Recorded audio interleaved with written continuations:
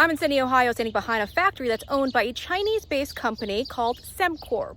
Now, SemCorp claims to be manufacturing EV battery parts here in Ohio, but there's a catch. They're hiring foreign workers to help manufacture those products.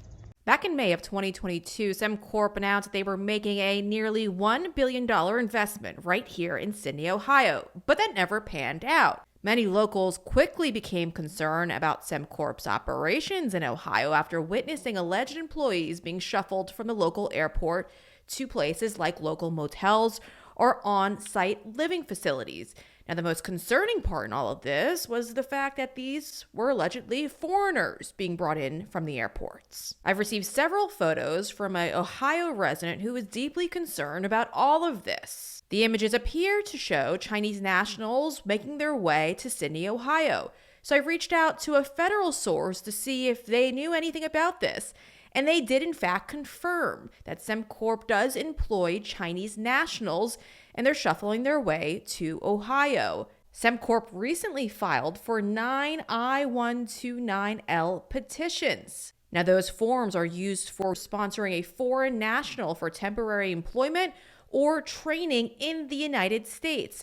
Now, it's specifically for non-immigration visas. The news about SemCorp coming to Ohio was very exciting that even Governor DeWine posted about how SemCorp was creating nearly 1,200 full-time jobs that would generate about $73 million in annual payroll.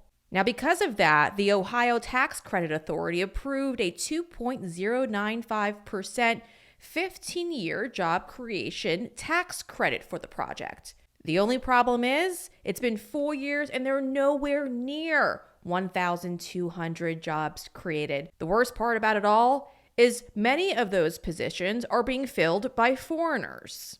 The company has job listings on several websites, and it requires candidates to speak Mandarin. Now, as per the agreement, SemCorp told the state of Ohio it would commit to creating those jobs that it never actually created. So Ohio's Department of Development tells me SemCorp never executed its tax credit agreement with the Department of Development.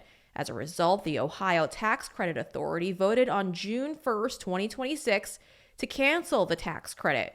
Because Ohio's job creation tax credit is a performance-based incentive, companies must meet specific commitments before receiving any benefit, and an agreement must be executed.